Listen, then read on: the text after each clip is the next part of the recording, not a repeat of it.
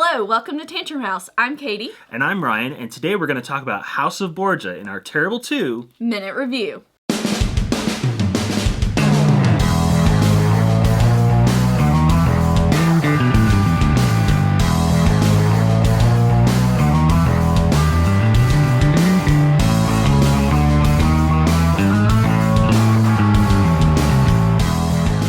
House of Borgia is a bluffing game for 2 to 6 players by Gamelin Games. In House of Borgia, the Pope has died, and all of the cardinals are vying for the most influence in order to be elected the new Pope. At the beginning of the game, each player is given a face-down card that shows a cardinal on it, and that's the cardinal you're going to want to have the most influence tokens on so that you can win. Each round, players roll their 5 dice secretly, keep them hidden behind their screen, and then they look at the faces of the die. Each face represents a different action, and then they bid on how many of each faces may be present on the entire table. So, after you make a bid, if the person next to you decides not to challenge you on it, you get to take the action that you indicated in your bid. That can be anything from bribe, poison, judgment, accusation, and rumor. Most of the actions involve adding, removing, or moving around influence among the cardinals, but the rumor action is very dangerous for you because if someone catches on that you're influencing a cardinal too much, they may think that that's yours and then give you the rumor card that corresponds with that cardinal. If you have that rumor card at the end of the game, you automatically lose. So the key here is to be super sneaky. You want to throw in as much secrecy and confusion as you possibly can. When you're bidding with the dice and someone actually does call your bluff on it and challenge your dice claim, then all of the screens are lifted and you see what amount of the face you called is out there. If you were correct, then the person that challenged you loses a die and you still get to take your actions. But if you were incorrect and there weren't at least what you thought there were out there, then you lose a die and lose all of your actions.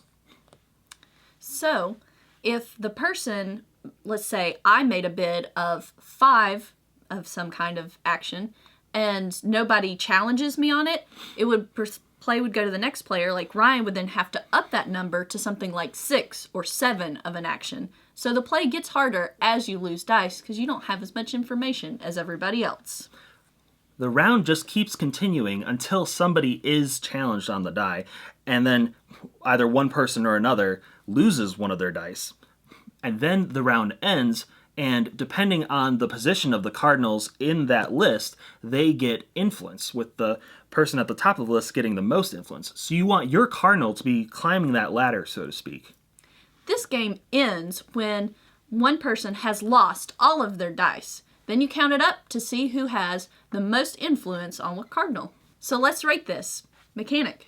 Well, the mechanic for this game is, in its basic form, the classic game Liar's Dice, because you've got bluffing and you're weighing the odds on how much has been rolled, but they've switched that all up by adding these really interesting actions that you can play, and it's not certain just based on probability what you're doing. Theme.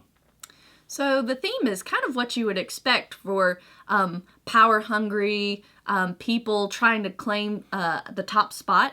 I think that the Pope and the Cardinal theme is pretty interesting, and it's kind of neat that all of the characters in this game are based off of real people, and their character bios are in the back of the rulebook.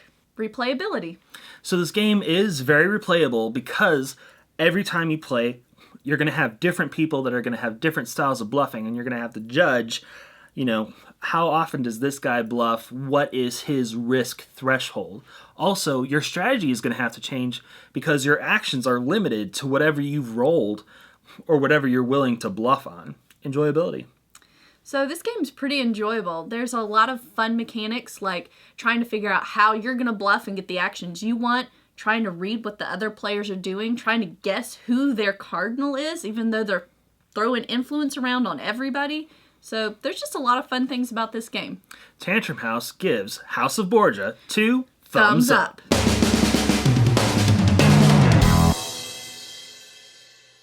No, I keep trying to say, just say that the Pope has died. Just say it. I apologize. Just say the Pope's dead. Just say it. I love you so much. Into the spot of the. You like had a short circuit there like a robot. I just could not stop doing it.